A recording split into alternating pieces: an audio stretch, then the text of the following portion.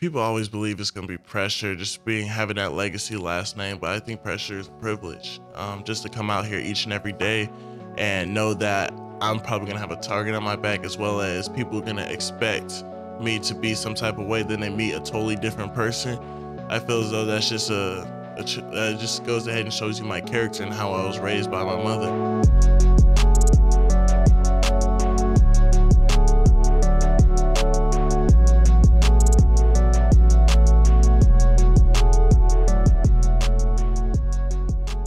Folks, we're here for an exceptionally special conversation today.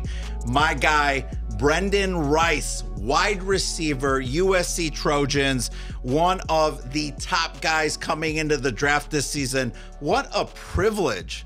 What a privilege it is to have him here in Detroit, Michigan. Big shout out to my girl, Janelle, who just has become a very special friend of my family, has been actually for a very long time. But Janelle Rivera crushing it in the marketing and sports representation scene.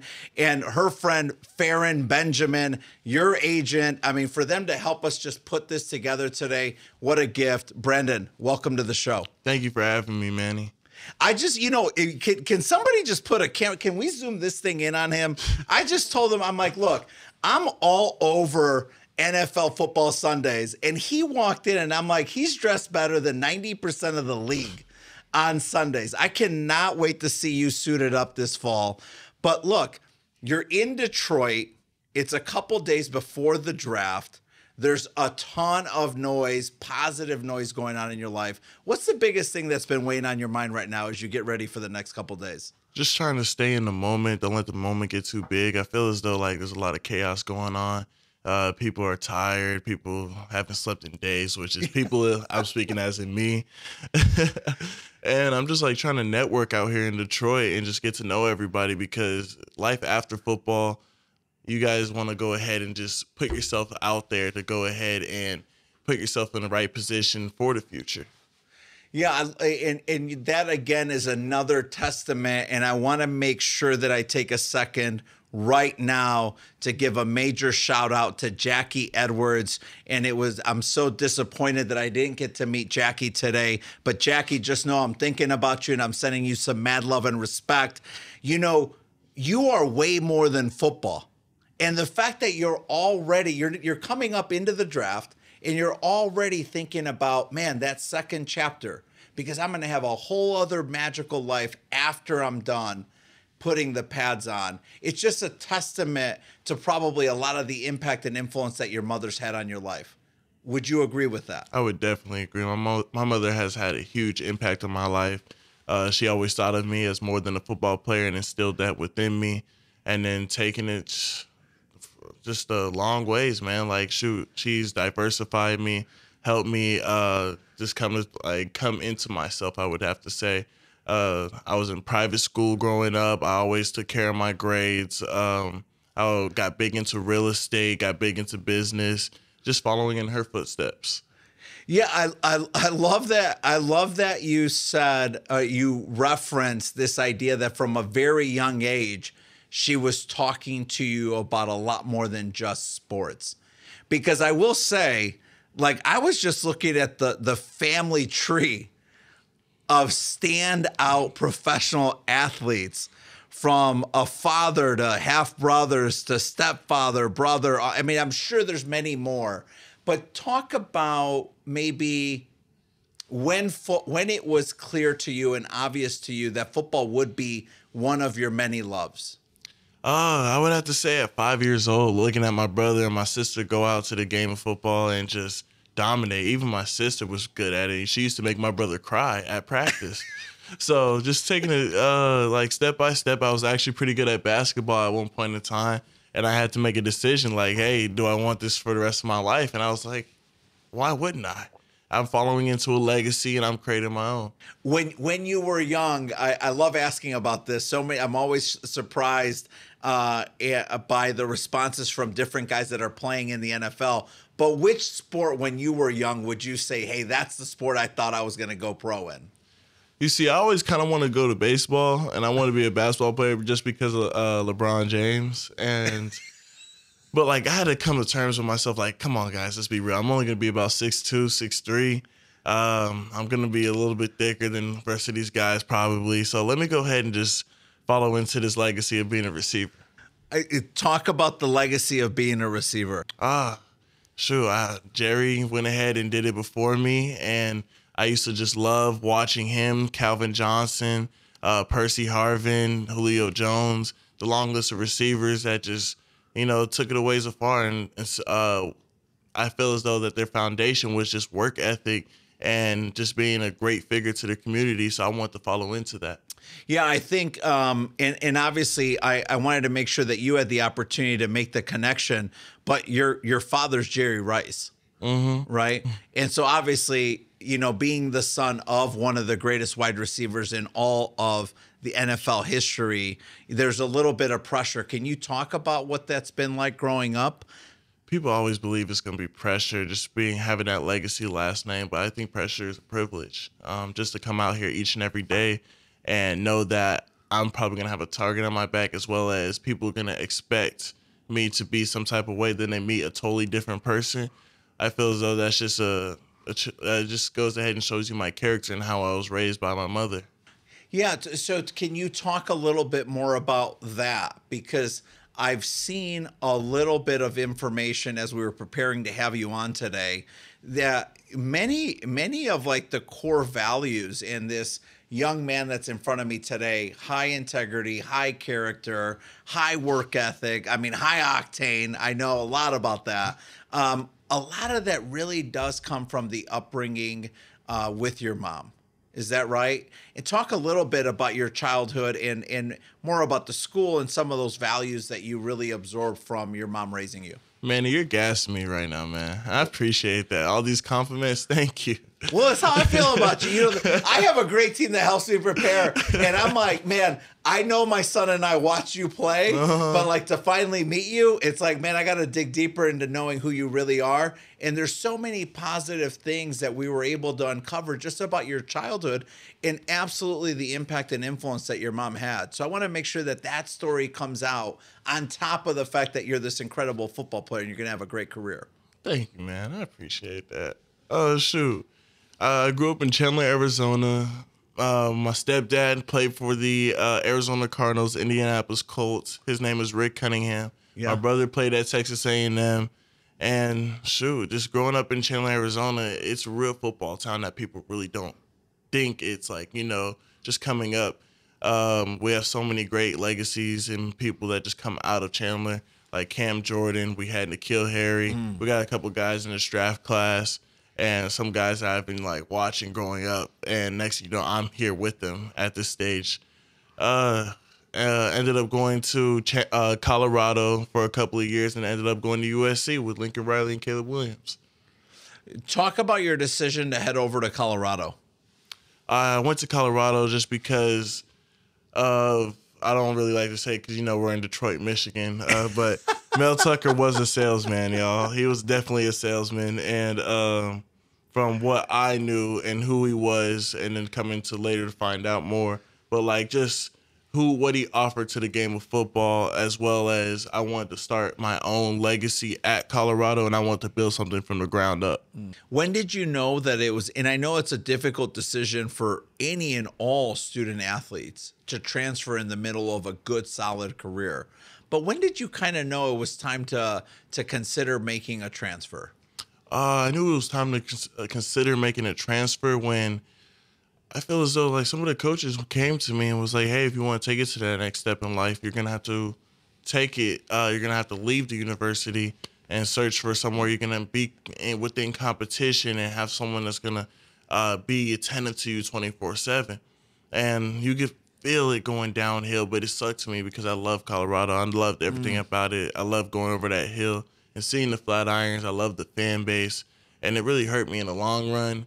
But like, you gotta know the bigger picture in all of this.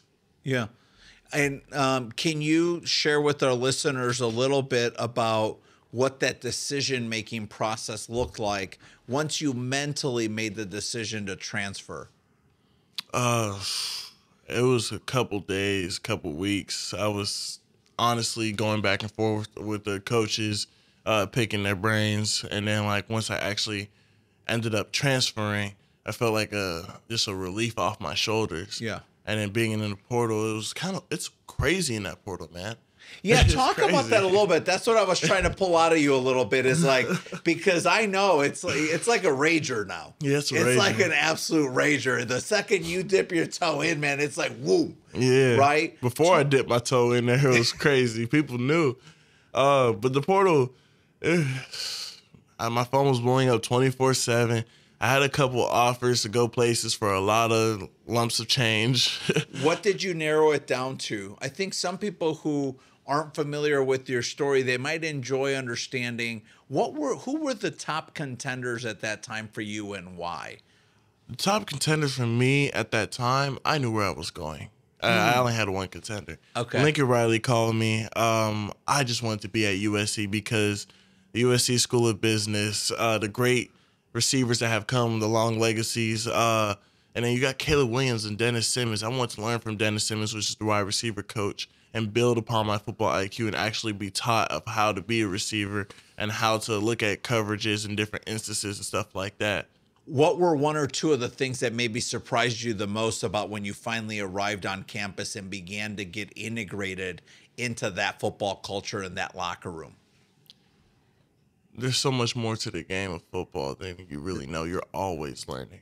And Yeah, say more about that. exactly. So I coming into that the classroom, and I'm learning different concepts, and I'm learning the reasons why we're running these concepts. I'm learning what the QB's doing. I'm learning what the protection is. I'm learning all these things about how a freaking high-powered car can just go ahead and work, especially in Detroit, the Motor City. That's it. But just like how all these little pieces and just come together and for one goal, and that's again the end zone. So you have to move as one heartbeat, because on offense, 11 guys have to be on the same page. On defense, one guy goes ahead and makes a play, then the team looks good. Yeah. Your time at USC, I mean, you racked up the stats. I mean, you put in the work. You had a really strong 2022 season, but then you came out and just showed out and blew that one out of the water in 2023. When you look back on nearly 50 receptions, 800 yards, a dozen touchdowns, and nearly 20 yards per catch, looking back on that senior season, what are one or two things that you really say, like, man, these were meaningful, and these moments and achievements I'll take forward with me the rest of my life? Just leaving the season from that 2022 season, and me and Caleb finally clicked at one point during the Tulane game. I ended up taking off. Going into that next season, I felt as though our relationship was only gonna improve and improve and improve, and I started learning what he wanted from me, what's the timing like, when he's gonna go ahead and scramble out the pocket and just chuck it, 70 yards. And like no big deal. Like no big deal. Yeah. Certain guys are just generational, but just to go ahead and learn those type of stuff, ended up taking off and ended up transitioning into my senior season. Taking it away from my senior season, man, I got to go home and score 2 touchdowns versus ASU, which was huge for me, just being in my hometown of Arizona. And then I ended up going back to Colorado and doing my thing as well. And I feel as though that crowd was electric. Mm-hmm. And the USC had Colorado's target for a good minute. Mm-hmm. Who are some of the other athletes? I mean, you had some great teammates during your time at USC. Who are a couple of the other guys that you're excited to continue to watch? 2 guys are in the draft this year, Taj Washington and Marshawn Lloyd. Yeah. These guys go to work each and every day. Yes. I competed with them on the offensive side of the ball. I competed with them in the weight room. And I like who they are to teammates as well as just human beings they are, man. They continue to persevere through stuff each and every day and just up quality human beings. Will you be spending time with any of them while you're here this week? Hopefully. Yeah. I get to see them. Hopefully anybody comes down, yeah. Yeah, I love that. Combine. You headed into the combine. I mean, you showed out. 4.5 40, 1.55 10-yard split, vertical jump 36.5, broad jump 9.11. Were any of those a surprise in a positive way or negative way to you? I would say negative just for my 40. I feel as though I'm much faster on tape. I think Which you are. Yeah. I think Anybody who watches you, they know. Yeah. Yeah, they know. Hey, game speed's different, right? Game Everyone speed says must it. be different. Shoot, Jerry never got caught, and he ran a 4.6. Woo! So, yeah, I would have just had to say the 40. But the thing is about that 40, I had one of the top 3 miles per hour times, so I'm not really too mad at it. Shoot, I'm ready for this draft, man. Like, let's do something. Yeah. What have conversations been like leading up until now between you and Farron? I know she's been a great advocate, a great mentor, a great guide for you as you navigate this new chapter and next season in your life. What are some of the things that you and Farron are discussing that you're keeping front and center as you head into draft week? She keeps telling me, man, stop worrying about all the little things, like what rounds and teams think you're going in. Things happen on draft day that you're not going to be prepared for, or like you just have to make the most of the moment. As long as we get drafted, we're okay. So, you know, it's great to have her in my corner. She's my ace, and even though she does talk a lot, I love her each and every day. I know that I'm going to get the best from her, and that's all that matters.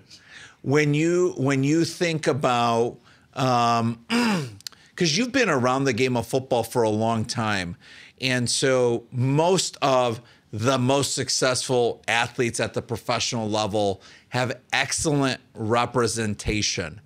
When you think about the gift that Farron is in your life right now, what are some of the things that you would say other young men and women who are going to need sports representation, what are some of the reasons why they should be thinking about someone like Farron as their representation in the future? I feel as though you need a high quality, loyal people that are going to just have that drive and work ethic, same as you, where you want to have people around you, surround yourself, that you want to go ahead and know that they're doing the same things when you're not around as you are, and they're going to uplift you as well. Yeah, I love that you said that. I heard somebody who met, when I knew that Farron would be with us and that we'd have the pleasure and the privilege of having you in this week, I did a little bit of due diligence, and in making a couple phone calls, I had somebody say, like, look, she's the type of representation and agent who's going to be thinking about the athlete and the athlete's overall wellness when the athlete's off doing all the other things that they want to do in their lives. And you want that type of advisor and advocate that's going to be working for you round the clock, and she represents that. So I love that you said that about her. Folks, it's Farron Benjamin. I mean, look, if you don't know, now you know. And so you can ask Uncle Google any question on any of your mobile devices and find out a lot more about Farron. So check her out. Let's come back to sports for a second, and you specifically. It's draft week.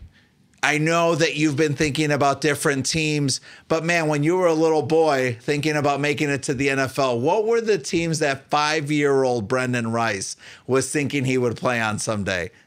The teams that 5-year-old Brenden Rice was thinking he'd play on one day, surprisingly, it was never the 49ers. I always just looked up to my dad and saw him playing. Like, I admired it so much, but it's kind of crazy because I saw myself as being a Raider or a Cowboy, or it's something like even a Buccaneer, maybe, you know? What? Yeah, but I don't know. I saw the legacy he left when he was in Oakland with the Raiders, now they're Las Vegas, and I wouldn't mind being over there. I feel as though that, you know, black and silver people, I'm sorry, y'all. I'm one of those cutthroat people that their fan base looks amazing to me. They do look amazing, and that stadium looks amazing. That's awesome. Well, look, hey, so the Oakland Raiders team, now you know. Talk about some of the things that you've been thinking about as you're heading into the fall. And obviously, you're going to be playing. You're going to be suiting up. What are some of the things that are most important for you to achieve in that first season that you're coming into in the NFL? I want to achieve and make sure I'm going to go ahead and put out the best version of myself. But to do that, I need to make sure I'm in shape.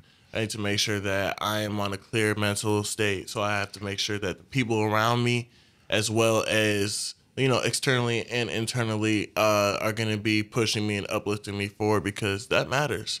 Everything off the field matters as much as on the field. And I feel as though that I will go ahead and put on the best version of myself if I get everything in order, and hopefully be Rookie of the Year. That's the plan.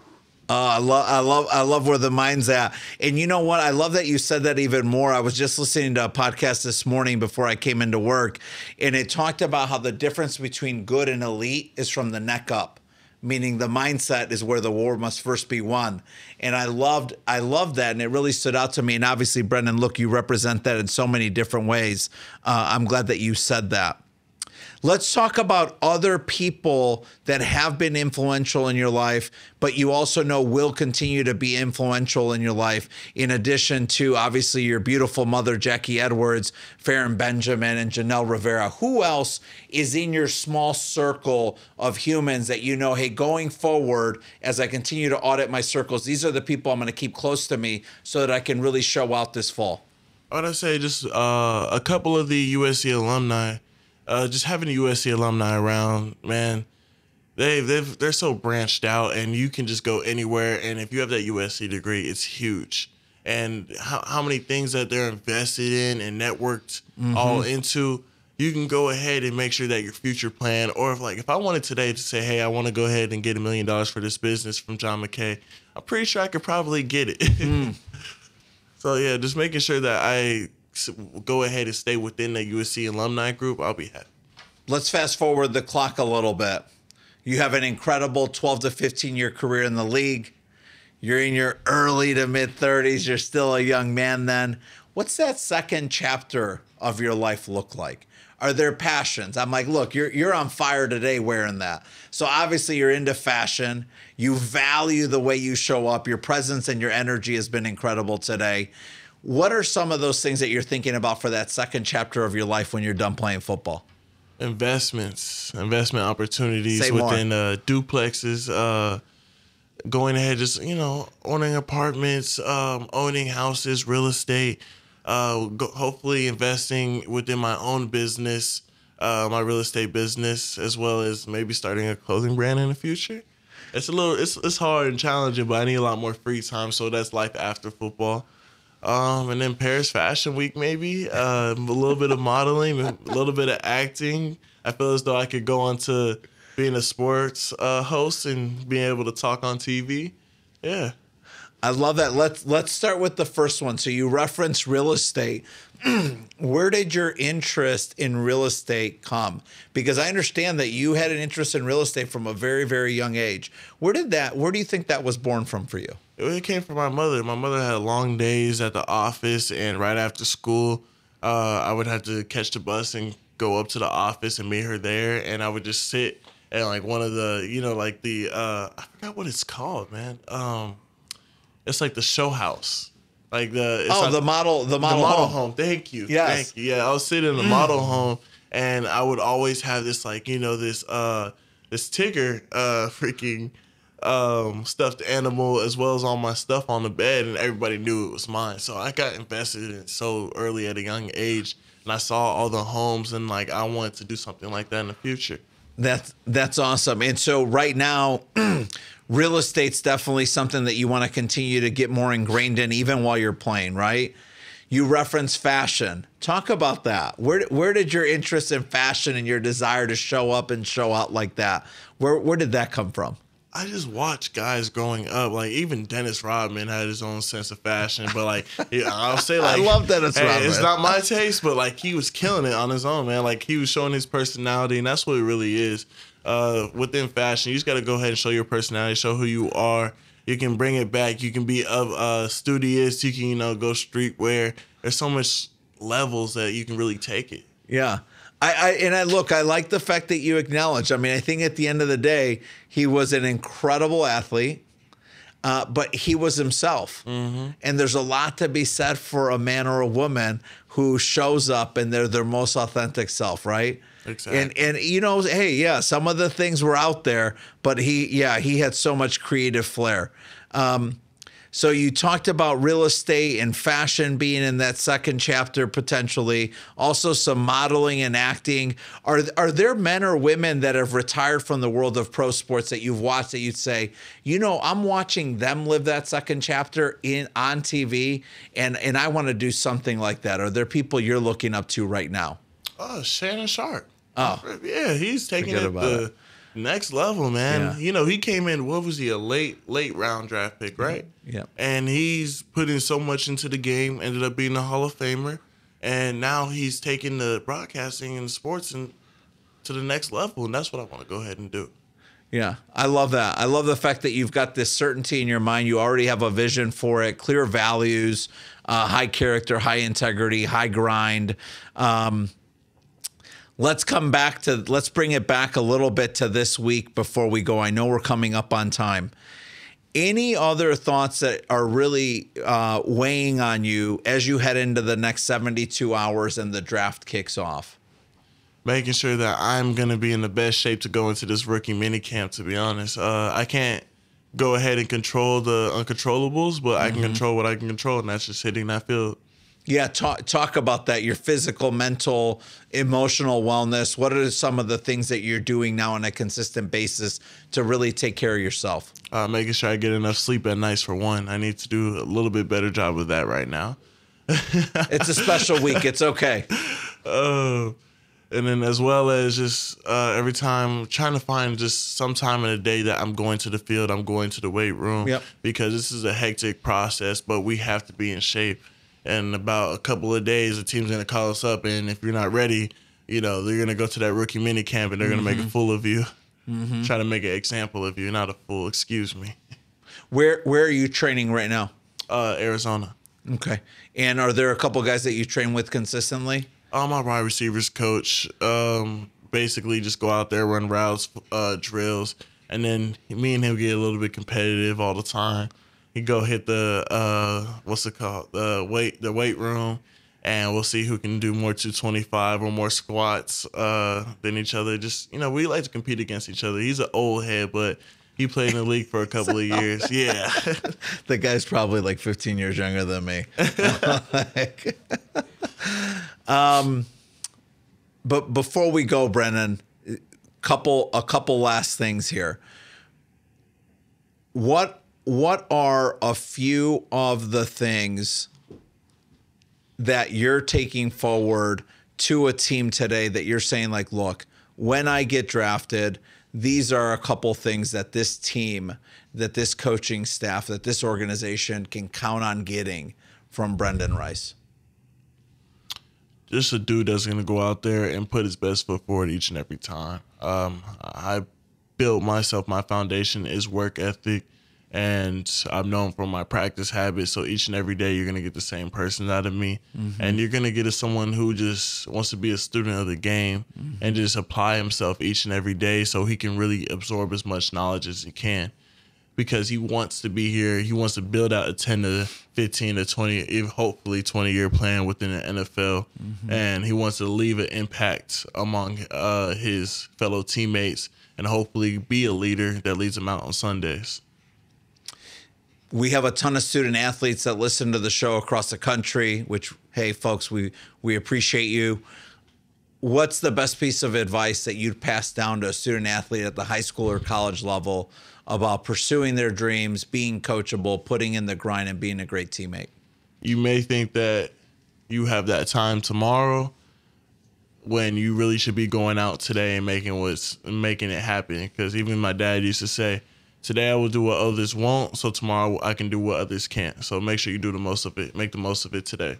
What's the piece of advice that you'd give parents in how to balance? What's something that you learned from the Jackie Edwards, that you'd say, like, look, this is parenting done really well to support my dreams, and this is a lesson that other parents can learn or glean from as they support their children in the future? She was just very supportive of me each day in and day out, man. Like, she was my number one fan, but at the same time, with not being too lenient with just like some of the stuff that I did, she had her hand in a lot of the stuff that I did going forward. Like, going to USC. She wanted me to have that business degree. She wanted me to go ahead and have that alumni base, as well as just saying USC added on to your name. It's huge, man. It's huge. And she just wants the best from me. I love that. Folks, look, you heard it here first. Brenden Rice, projected very high in the draft. Stud, superstar receiver coming out of the USC Trojan locker room, mentored and developed by some of the greats in college football. Incredible football family. But, I mean, I got to give a shout out to the women in the room. It's clear that Jackie Edwards, I mean, I'm looking at you, and I was impressed with you when I watched you play football. But now that I met you, I mean, even more shout out and love to Jackie and everything that she's done as a parent. The son of Jerry Rice, his agent Farron Benjamin, and Janelle Rivera also as representation. I mean, what a blessing it's been to have you here in the office today, and we're wishing you nothing but the best in the draft, and we're excited to watch you play in the fall. Thank you for having me, man. Yeah, thanks for being here.